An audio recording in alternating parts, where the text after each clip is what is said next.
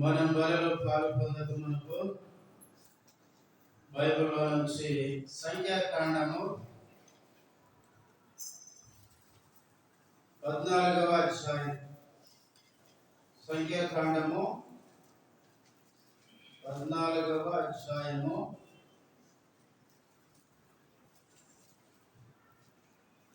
26వ వచనం నుంచి 30వ వచనం వరకు మార్చి చదువుకుందాం. మరియు యెహోవా మోషే అహరోనులకు ఇలాగ సెలవిచ్చెను,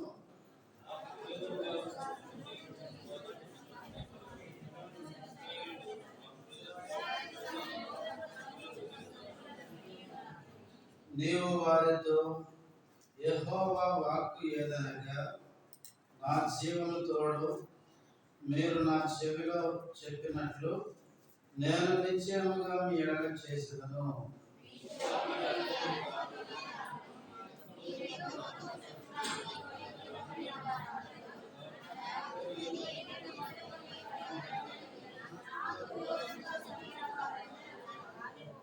యెఫున్నె కుమారుడైన కాలేబును, నూను కుమారుడైన యెహోషువయు తప్ప మిమ్మల్ని నివసింపజేయుదునని నేను ప్రమాణం చేసిన దేశమందు మీలో ఎవరను ప్రవేశింపరు.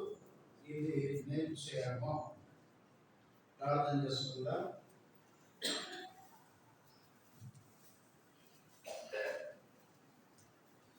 ప్రేమ కలిగిన మా తండ్రి, పరిశుద్ధుడైన దేవా, యేసుక్రీస్తు నామములో వందనములు, స్తోత్రాలు. ఇంతవరకు ఆరాధనలో మేము చేసిన సహాయంపై స్తుతిస్తున్నాం. బలలో పాలు పొందక మనకు చదవబడిన వాక్య భాగంలో నుంచి మాతో మాట్లాడుతురండి. మీరు మాట్లాడే దేవుడము, మీ మాటలు విని మమ్మల్ని మేము సరి చేసుకుని యోగ్యంగా బలను సమీపించడానికి సాయం చేయండి.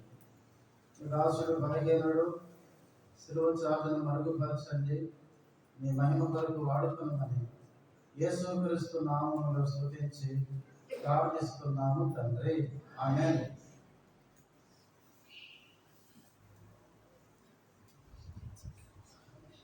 మనము సంఖ్యాకాండ ధ్యానాలు చేస్తున్నాం.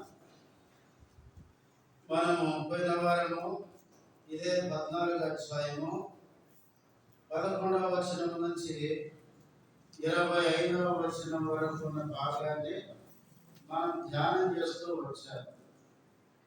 ఈరోజు 26వ వచనం నుంచి 45 వరకు చదువుకోవాలి. సమయాన్ని బట్టి మనం చదవలేదు కనుక మనము 26 నుంచి చివరి వరకు ఉన్న 45వ వచనం వరకు ఉన్న భాగంలో నుంచి సమయానుకూలంగా కొన్ని విషయాలు మనం గుర్తు చేసుకొని వాక్య వెలుగులో మన జీవితాన్ని పరీక్షించుకొని తర్వాత మనం బాగా పాల్గొందాం. ఎండలు బాగా ఎక్కువ ఉన్నాయి కాబట్టి మీరు త్వరగా వస్తే మందిరం కూడా త్వరగా ముగించుకోవడానికి అవకాశం ఉంటుంది. అంతేకాదు, ప్రతి వారం దేవుని మందిరానికి రావాలి. ప్రతి వారమే కాదు, వార కోడికలకు కూడా రావాలి. కాబట్టి సంఘంలో ప్రతి కూడిక ప్రాముఖ్యమైనది. ఆది సంఘం ఎందుకు అభివృద్ధి చెందింది అంటే, ఆది సంఘం అన్ని కూడికలు ఎట్లున్నారంటే తేడా తేగక అన్నమాట గుర్తు పెట్టుకోండి. అపోస్తలుల కార్యములు 2:42లో వీరు అపోస్తలుల బోధ యందును, సహవాసమందును, రొట్టె విరుచుట యందును, ప్రార్థన చేయుట యందును ఎడతెగక ఉండిరి. ఒకవేళ అత్యవసరమైన పని రాలేని పరిస్థితి అయితే దేవుడు కృప చూపిస్తాడు, ప్రభు క్షమిస్తాడు. కానీ రాగలిగి కూడా ముఖ్యంగా ఆదివారం మనం ఎప్పుడూ పోగొట్టుకోకూడదు. చూడండి, ఈరోజు పలసగా ఉంటారు. కొన్ని పెళ్ళిళ్ళన్నా ఉన్నాయా అంటే ముహూర్తాలు లేవు. మళ్ళీ ఆయన చూడాడు 2 నెలలు 3 నెలలు లేవు. ఏమో నాకైతే తెలియదు. ముహూర్తాలు మనం చూడాలి కదా, ముహూర్తాలు అయిపోయినట్టే కదా, మంచి రోజులా లేవు. అది కనుక పెళ్ళిళ్ళు కూడా లేవు. పోనీ ఆదివారం పెళ్ళి వెళ్ళిపోయినా అనుకోవాలి. దేవుని పిల్లలు దేవుని మందిరాన్ని ఎప్పుడు విడిచిపెట్టకూడదు. బైబిల్లో భక్తులైన వారందరూ చూడండి, దేవుని మందిరాన్ని ఇప్పుడు నిర్లక్ష్యం చేయలేదు. దావీదు అంటాడు, చిరకాలము నేను యెహోవా మందిరంలో నివాసము చేసేదాను. ఈరోజు నీట్ ఎగ్జాంపుల్ మర్చిపోయాను. ఉన్నారు మన అంత చదివి అనుకోసారా? సరే, ఏది ఏమైనా కూడా దేవుని మందిరాన్ని పోగొట్టుకోకూడదు. దేవుని మందిరం, ఇశ్రాయేలు ప్రజలు దేవుని మందిరాన్ని నిర్లక్ష్యం చేస్తే దేవుడు ఏం చేశాడు? మందిరాన్ని స్మరణ చేశాడు. దేవుడు మందిరాన్ని ఏం చేశాడంట? దుర్నించేశాడు. తర్వాత బబులోను దేశానికి వెళ్ళినప్పుడు 70 సంవత్సరాలు వాళ్ళకి ఏమి లేదు, మందిరం లేదు, ఆరాధన లేదు, ఏమీ లేదు. బబులోనులో ఉండి ఏడుస్తున్నారు. దేనికోసం? దేవుడు ఒక వచ్చిన చదువు నీకు మందిరం యొక్క విలువ వారికి ఎప్పుడు అర్థమైందో చూడండి. కీర్తనలు 137 137వ కీర్తన 5వ వచనం. యెరూషలేమా, నేను నిన్ను మరచిన యెడల నా కుడి చెయ్యి తన నేర్పు మరచును గాక, నేను నిన్ను జ్ఞాపకం చేసి కొనని యెడల నా ముఖ్య సంతోషము కంటే నేను యెరూషలేమును హెచ్చుగా ఎంచని యెడల నా నాలుక నా అన్నిటికీ అంటుకొనను గాక. చాలు. ఈ కీర్తనకారుడు ఈ మాటలు ఎప్పుడు చెప్తున్నాడు? మొదటి వచనం చదవండి. బబులోను నదుల యొద్ద కూర్చుండి ఉన్నప్పుడు మనము సీయోను జ్ఞాపకం చేసుకుని ఏం చేస్తున్నారంటే, ఆ సీయోను అంటే ఏంటి? సీయోను కొండ మీదనే యెరూషలేము కట్టబడింది. యెరూషలేము అన్న సీయోను అన్న రెండు ఒకటే. వీళ్ళు బబులోనులో నదుల దగ్గర కూర్చొని దేని జ్ఞాపకం చేసుకుంటున్నారు? సీయోను దేవుని మందిరాన్ని జ్ఞాపకం చేసుకుని ఏడుస్తున్నారు. మందిరం ఉన్నప్పుడేమో ఏడుపు లేదు, పాడు లేదు. మందిరం విలువను గుర్తించలేదు. బబులోనుకు పోయిన తర్వాత ఏ గుర్తుకొచ్చింది? వీళ్ళకి మందిరం గుర్తుకొచ్చింది. కరోనా వచ్చినప్పుడు మనకు మందిరం విలువ గుర్తుకొచ్చింది. కరోనా లేనప్పుడు మరలా మొదటికి వచ్చింది. కాబట్టి మనము మందిరం ఏదైనా మన దగ్గర ఉన్నప్పుడు దాని విలువ మనకి తెలియదు. ఇలా చాలా దేశాల్లో మందిరాలు లేవు. కొన్ని కమ్యూనిస్ట్ దేశాల్లో ఆరాధనకి మనలా కూడుకునే అవకాశాలు లేవు. నేను ఒకసారి వెళ్ళాను. కొన్ని దేశాల్లో మందిరాలు లేవు, చర్చిలు లేవు. మరి విశ్వాసులు ఎక్కడ కొడుకుంటారంటే ఇళ్ళలో కొడుకుంటారు. అది ఎక్కడ కొడుకుంటారు? చాలా సీక్రెట్ గా కొడుకుంటారంట. అది ఒక స్థలంలో కొడుకుతారంట. కొడుకుంటే తెలిస్తే చంపేస్తారంటే. ఈ వారము మీ ఇంట్లోకి వచ్చి కొడుకుంటామంటే సరే అంటారంట. ఈ వారము మాకు ఇంట్లో ఆరాధన జరుపుకుంటే మరో వారం అక్కడ ఉండదు ఆరాధన, ఇంకొకరింటి కూడా పెట్టుకోవాలి. అది ఎవరికి తెలుసు? మందిరానికి వచ్చి కరెక్టే విశ్వాసులకే. ఇంకా అవిశ్వాసాలు ఎవరుంటాయి ఆ దేశంలో. అట్లాంటి భయంకరమైన దేశాల్లో విశ్వాసం తప్ప మందిరానికి వచ్చేది వేరే విశ్వాసం మందిరానికి రాదు. ఎందుకంటే చంపేస్తారంటే సాగుకు గ్రహించి మందిరానికి పోవాలి. అట్లా కూడా కూడుకునే దేశాలు ఉన్నాయి. మన దేశంలో దేవుడు మనకు మందిరాన్ని ఇచ్చాడు, ఆరాధన చేసుకునే స్వేచ్ఛను ఇచ్చాడు. కానీ మందిరం విలువ మనకు అర్థం కావడం లేదు. దేవుని మందిరం మనం ఎప్పుడు నిర్లక్ష్యము చేయకూడదు. సరే, మన భాగానికి వెళ్తాం. సంఖ్యాకాండము 14వ అధ్యాయం 26వ వచనం.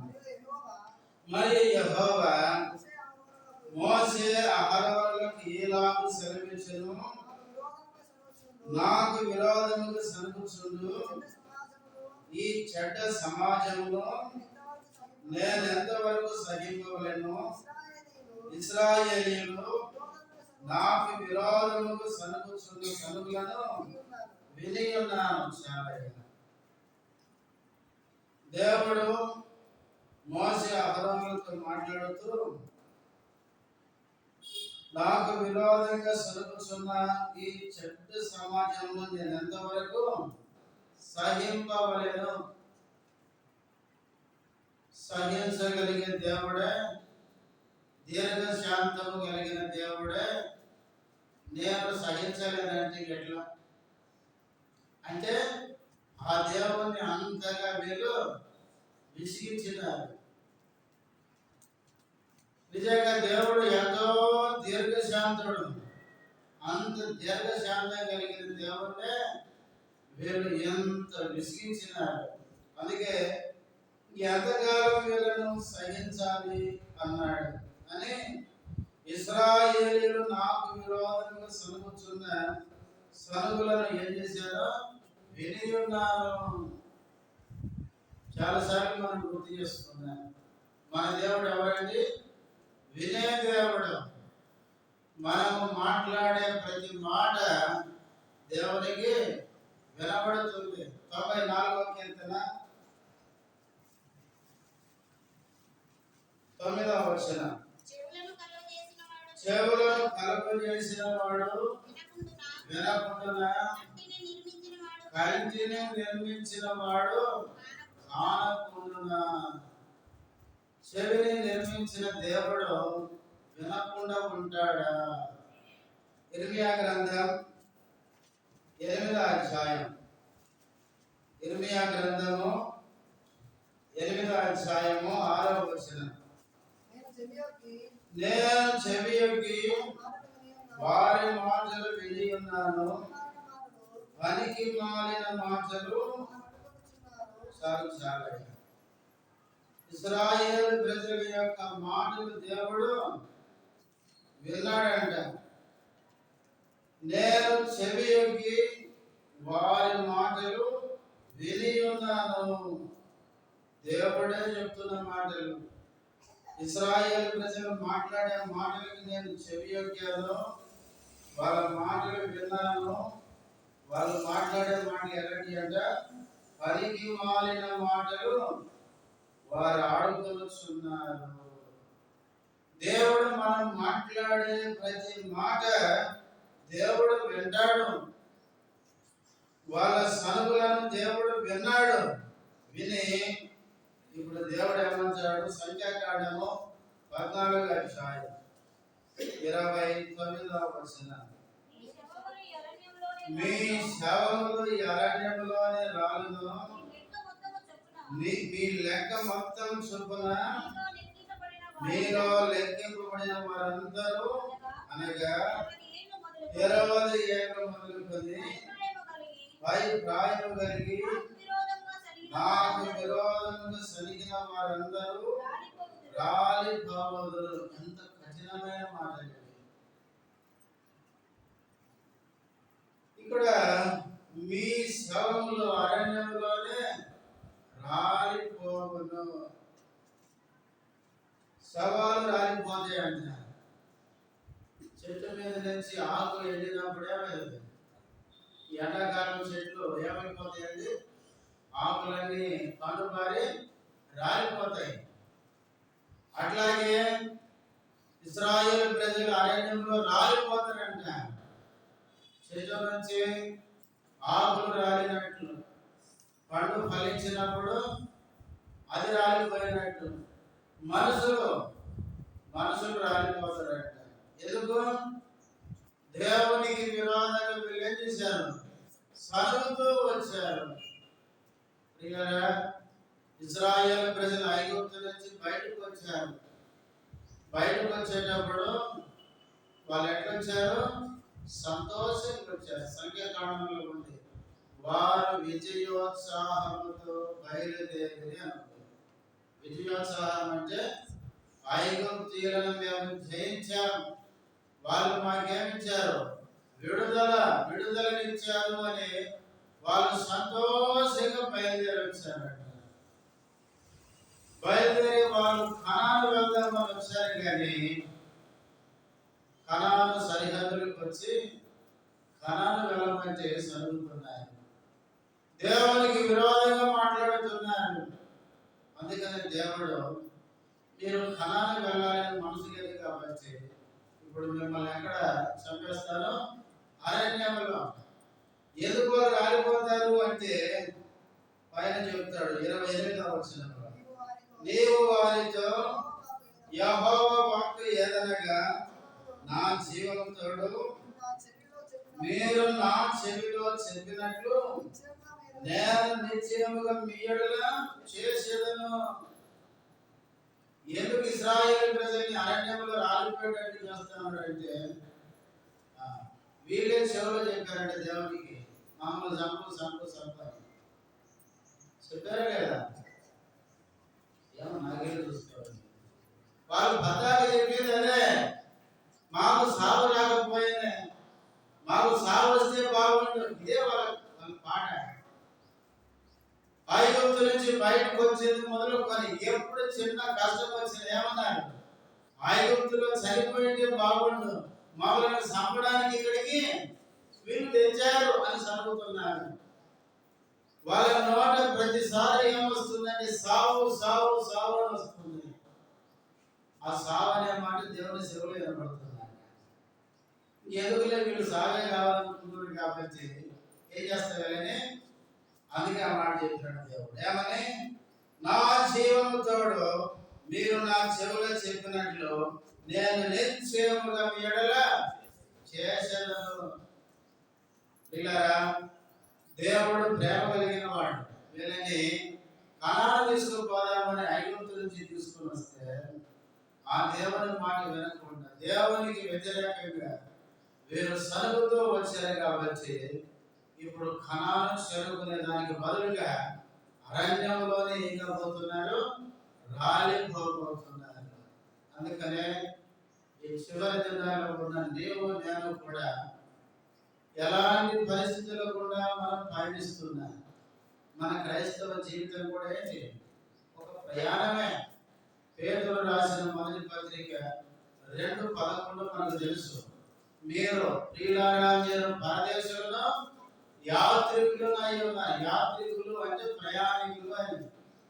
ఇశ్రాయేలు ప్రజల యొక్క ప్రయాణం ఐగుప్తు నుంచి కనానుకైతే మన ప్రయాణం ఈ లోకంలో నుంచి పరలోకానికి మన ప్రయాణం. మనం కూడా ఒక విశ్వాసి ప్రయాణంలో ఉన్నాడు.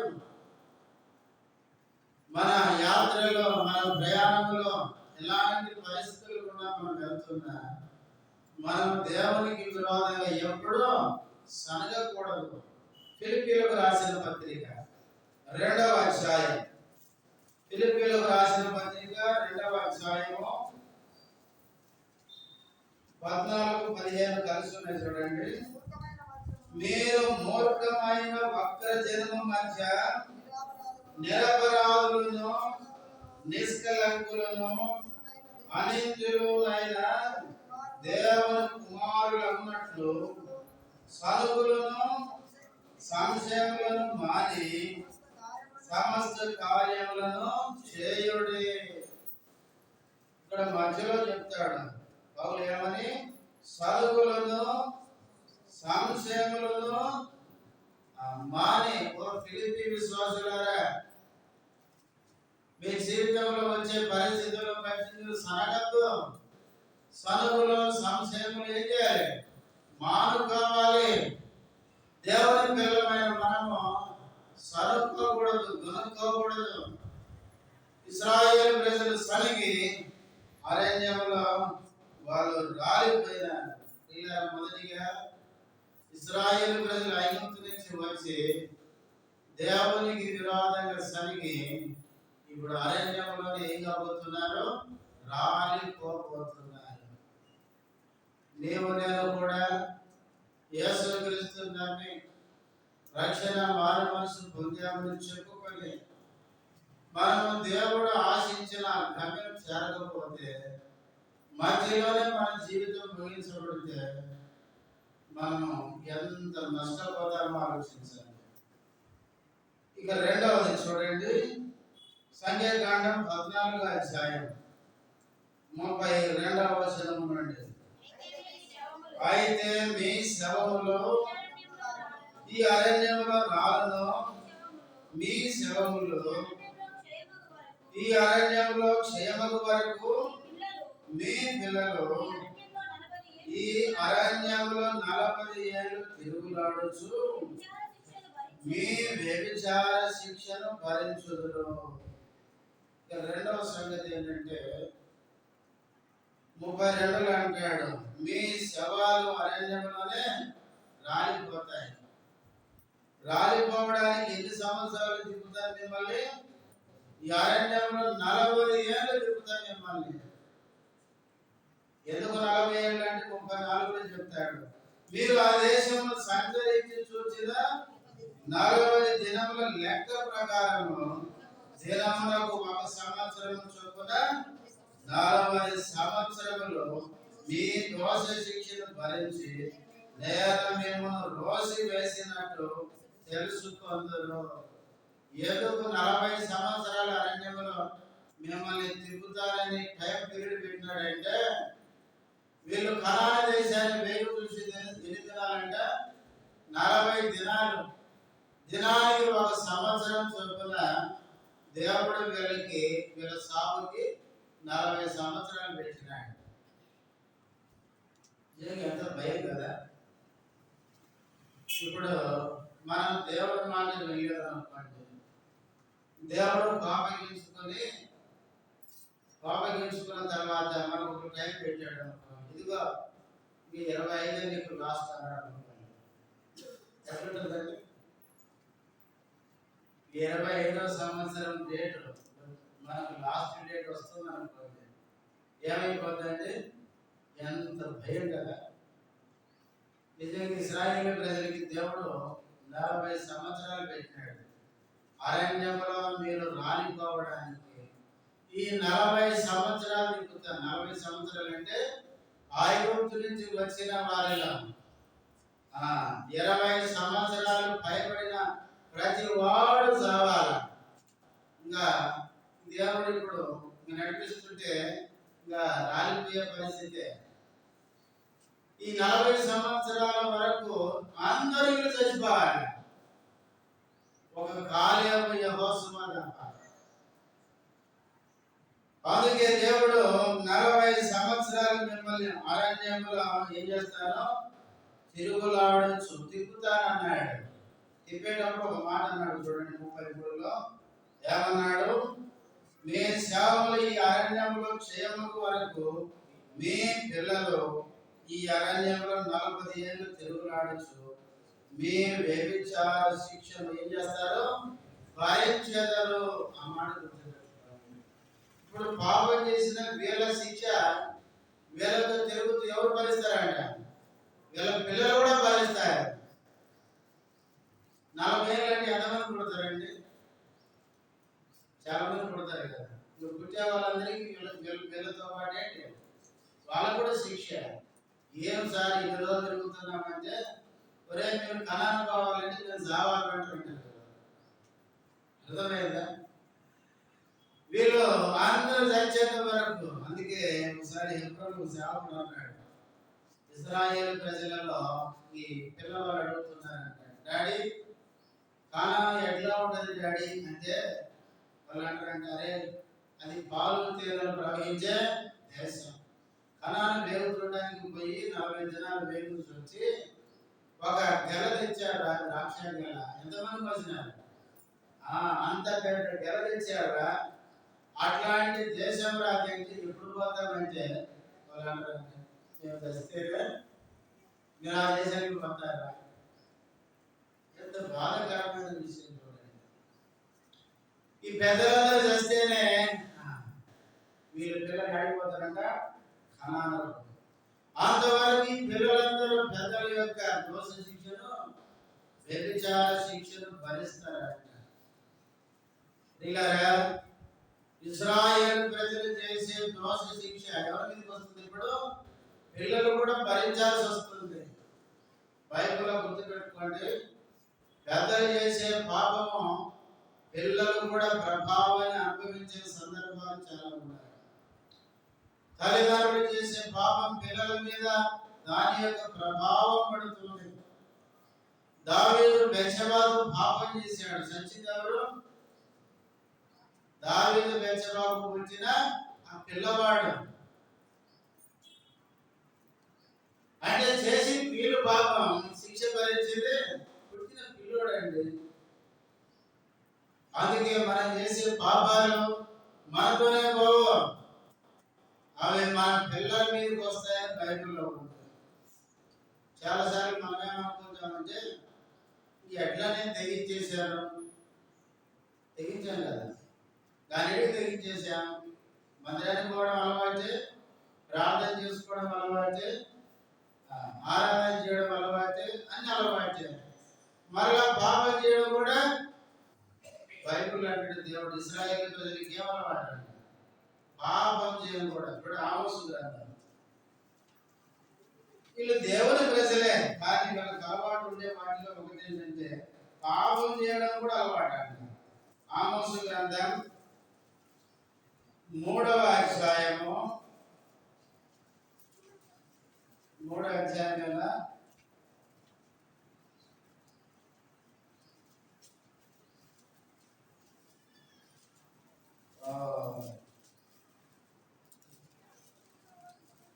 ఆమోసు గ్రంథం, హోషేయ గ్రంథం చూడండి. హోషేయ గ్రంథం 4వ అధ్యాయం, హోషేయ గ్రంథం 4వ అధ్యాయం 2వ వచనం. అబద్ధ సాక్ష్యం పలుకుటయు, అబద్ధమాడుటయు, హత్య చేయుటయు, దొంగిలించుటయు, వ్యభిచరించుటయు ఎవరికి ఇది వాడుక? ఇశ్రాయేలు ప్రజలకి, దేవుని ప్రజలకి ఇది వాడుక, అలవాటు. పై చెప్పిన మాటలన్నీ ఏంటి? అబద్ధ సాక్ష్యం చెప్పడం పాపం, అబద్ధం ఆడడం పాపం, హత్య చేయడం పాపం, దొంగిలించుట పాపం, వ్యభిచరించుట పాపం. అయితే ఇలాంటి పాపం ఎవరికి వాడుకంటే ఇశ్రాయేలు ప్రజలకి. అందుకని ప్రియులారా, దేవుని ప్రజలు పాపం చేయడానికి అలవాటు పడితే దేవుని లోకానికి చూపించేది ఎవరు? దేవుణ్ణి ఎక్కడ చూస్తారు చెప్పండి? ప్రకటన గ్రంథంలో ఉంది. మనుష్య కుమారుడు ఎక్కడున్నాడంట? 7 దీపస్తంభముల మధ్య. అంటే ఆ మాట చదువుతుంటే మనకు అర్థమయ్యేది ఏంటంటే యేసు ప్రభు ఎక్కడ కనపడాలి లోకంలో? 7 దీపస్తంభాలు అంటే ఏంటి? 7 సంఘాలు. సంఘాల మధ్యలో ఎవరు కనపడాలంటే మనిషి కుమారుడు యేసు ప్రభు కనపడాలి. ఇప్పుడు సంఘాలకి కొత్త వస్తే కనపడతాడు యేసు ప్రభు? కనపడతాడండి? మన మాటలు విని, మన క్రియలు చూసి, మన ప్రవర్తన చూసి అన్యజనులు ఎవరైనా మందిరానికి వచ్చి అవునండి ఇక్కడ యేసు ప్రభు ఉన్నాడు, వీళ్ళ మధ్యలో యేసు ప్రభు ఉన్నట్టు నాకు అనిపిస్తుంది అంటారా? భక్తి సింగ్ గారు ఉన్న టైంలోనంట హెబ్రోనికి అన్యజనులు వచ్చి అక్కడ ఉన్న క్రమం చూసి మారు మనసు పొందారంట. నేను విన్నాను సాక్ష్యం. హెబ్రోన్లో అక్కడ ఉండే క్రమం, కొన్ని వేల మంది వచ్చిన వాక్యం చెప్పేటప్పుడు గుండు అదేముంటుందని ఆ స్టోరీ కింద పన్న శబ్దం వినపడుతుందంట. అంత సైలెంట్ ఉండేవాళ్ళంట. భక్త సింగ్ గారు వాక్యం చెబుతుంటే ఎక్కడ సౌండ్ వచ్చేది కాదంట. అక్కడున్న ప్రజలు భోజనానికి కూర్చునేటప్పుడు ఒక క్రమంగా లైన్గా కూర్చునేవాళ్ళంట. కూర్చున్న తర్వాత చివరి వ్యక్తి వరకు వడ్డించేంత వరకు ఎవరు భోజనం చేయాలంట. అప్పటిదాకా సంతోషంగా పాటలు పడేవాళ్ళు. ఆ తర్వాత చివరిగా ప్రార్థన చేస్తే అప్పుడు భోజనం చేసేవారు. అంతేకాదు వడ్డించేవారు క్రమంగా వడ్డించేవారు. ఎవరికి ఏ బాధ్యతలు అప్పగించబడ్డాయో వాళ్ళు నమ్మకంగా యథార్థంగా ఆ పనులు చేస్తూ ఉండేవాళ్ళు. చాలా మంది బంధువులతో కూడా హెబ్రోను మందిరానికి వచ్చి అక్కడ భక్త సింగ్ గారి సహవాసంలో ఉండే ఆ క్రమాన్ని చూసి వాళ్ళు అక్కడ దేవుడు ఉన్నాడు అని గుర్తించారట. ఈ దినాలు మనం మందిరానికి పోతే ఏం కనపడుతుంది చెప్పండి? అక్కడ మనుష్య కుమారుడు యొక్క ప్రభావం ఉన్నట్టు అన్ని జనులకు కనపడుతుంది. ఆలోచించండి.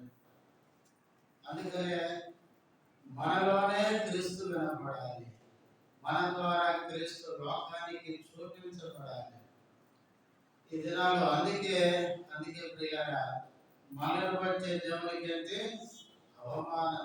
దేవుని బట్టి కదా నా నామం అన్ని జనుల మధ్య దూషింపబడుతున్నది. కాబట్టి ప్రియులారా, ఇక్కడ ఇశ్రాయేలు ప్రజలు పాపము చేశారు.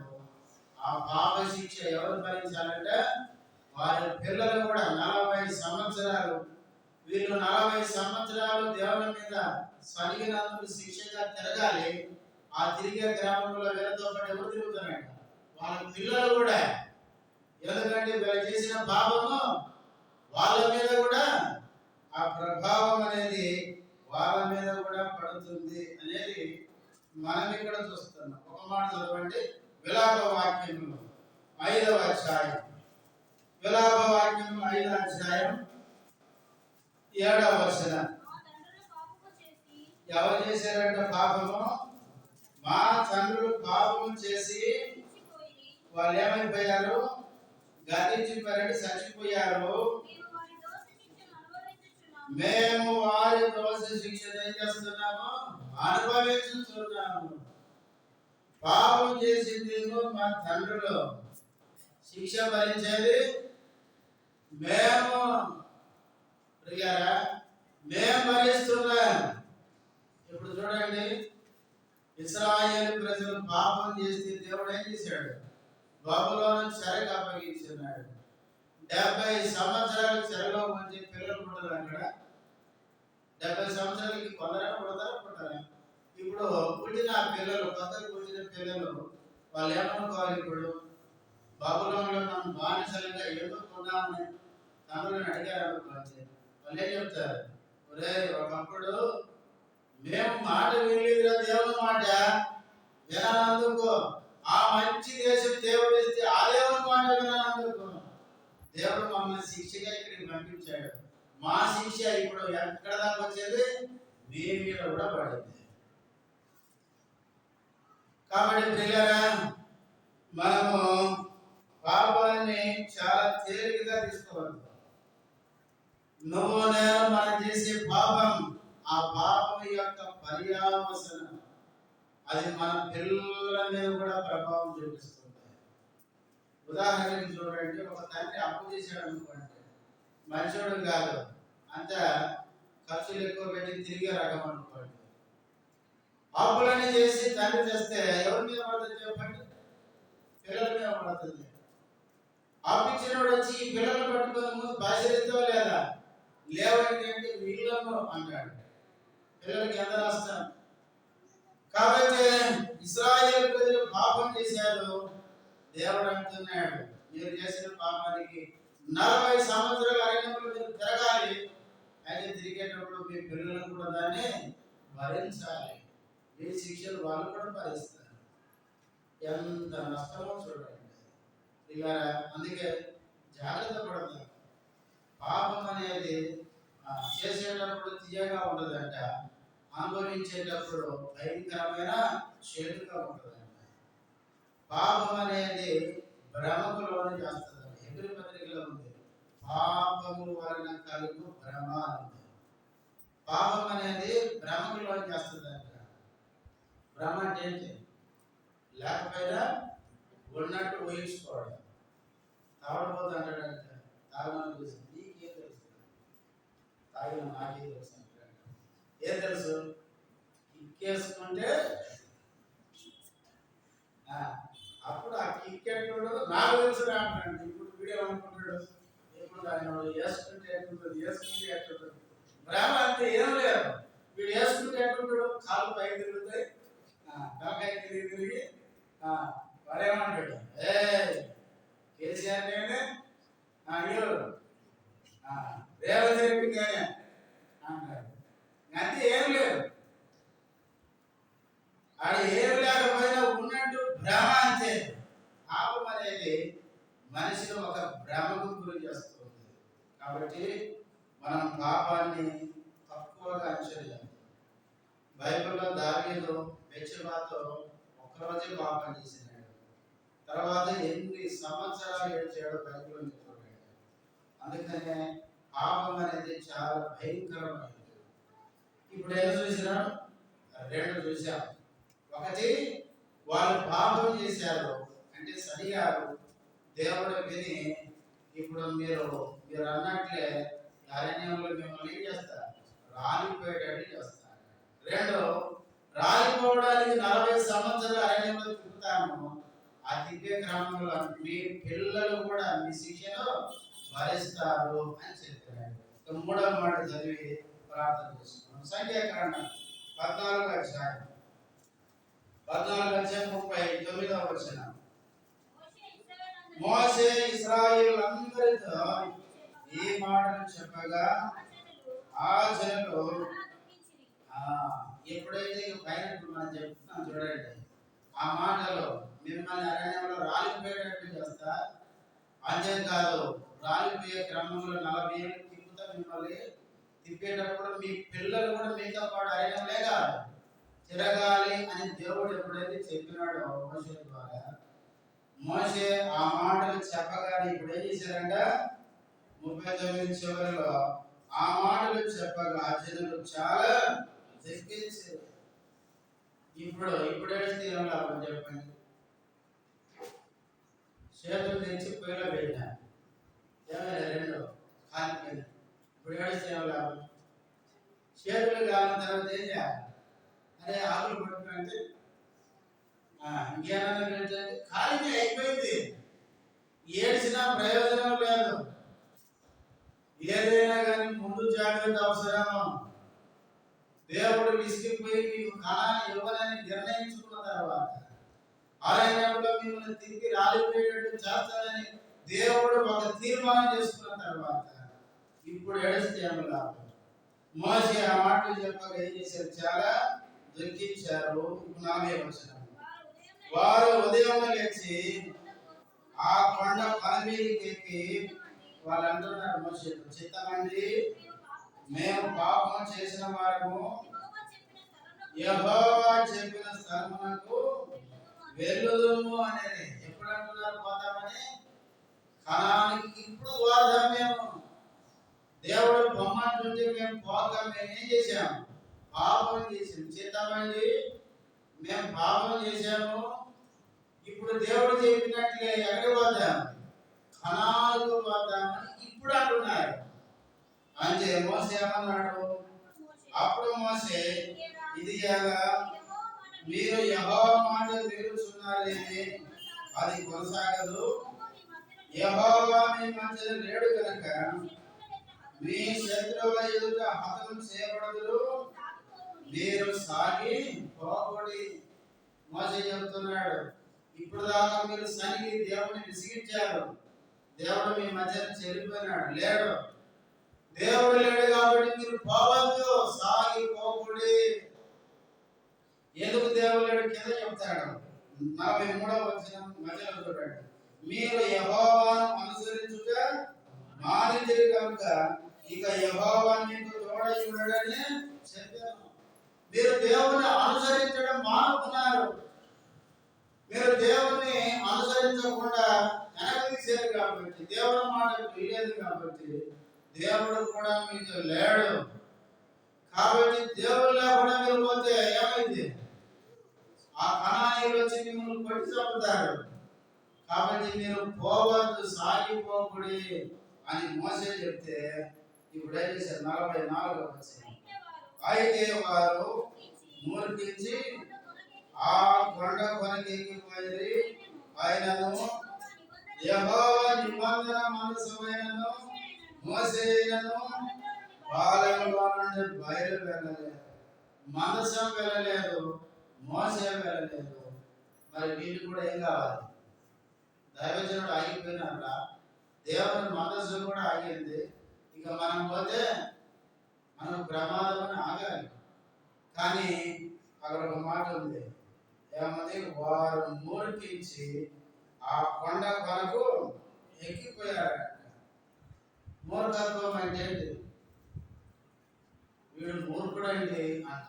ఎప్పుడంట చెప్పండి? మనం చెప్పేది వాడు వినప్పుడు. మూర్ఖత్వం అంటే చెప్పింది వినకపోవడం. మోసే చెప్తున్నాడు, సాగిపోకూడి దేవుడి మీద లేడు, అక్కడికి పోకండి అంటే ఇప్పుడు ఏం చేస్తున్నారు? మూర్ఖించి వెళ్ళారంట. ఒక మాట చదవండి, సామెతల గ్రంథం 17వ అధ్యాయం 12వ వచనం. పిల్లలను పోగొట్టుకొనిన ఎరుగబంటిని ఎదుర్కొనవచ్చును గాని మూర్ఖపు పనులు చేయుచున్న మూర్ఖుని ఎదుర్కొనరాదు. మూర్ఖుడు అంటే ఇట్లుంటాడంట. పిల్లలను పోగొట్టుకున్న ఎలుగుబంటిని ఏం చేయొచ్చంట? ఎదుర్కోవచ్చు. అంటే ఎలుగుబంటికి చాలా కోపం. పిల్లలు పోయినాయనుకోండి, తల్లి ఏం చేయదు, సావుకాయన దిగించి వాళ్ళ మీద పడుతుందంటే అంత కోపం దానికి. అందుకనే ఎలుగుబంటి పిల్లలు పోగొట్టుకుంటే దాన్ని ఎదుర్కోవడం కష్టం. అట్లాంటి ఎలుగుబంటిని ఎదుర్కోవాల్సి ఉంటుంది, కానీ మూర్ఖులు ఎదుర్కోవడం చాలా కష్టం. ఇదే అధ్యాయం 20వ వచనం. కొట్టిలో వర్తనుడు మేలు పొందడు, మూర్ఖముగా మాట్లాడు వాడు ఎక్కడ పడతాడు? కీడులో. మూర్ఖులకు చివరికి ఏముంటది? కీడే, నష్టమే. కాబట్టి వీళ్ళు మూర్ఖించి ఎక్కడికి పోయినారు? మోసే చెప్పే మాట వినకుండా దేవుడు వారితో లేకుండానే ఆ కొండకి ఎక్కిపోతే ఇప్పుడు ఏం జరిగింది? చివరి వచ్చిన అప్పుడు ఆ కొండ మీద నివాసముగా ఉన్న అమాలేకీయులను కనానీయులను దిగి వచ్చి వారిని వచ్చి హోర్మా వరకు వారిని తరిమి. మూర్ఖులకి చివరికి ఏముంటుంది? కీడే అన్నాడు కదా. అట్లాగే వీళ్ళు మూర్ఖించిపోయారు, చివరికి ఏం జరిగింది? వాళ్ళకి కీడే జరిగింది. ఆ కొండ మీద ఉన్న అమాలేకీయులు కనానీయులు దిగి వచ్చి వీళ్ళని ఏం చేశారు? కొట్టారంట. ఆ వచ్చిన చివరిలో వాళ్ళని తరిమారంట, వారిని హతము చేశారు.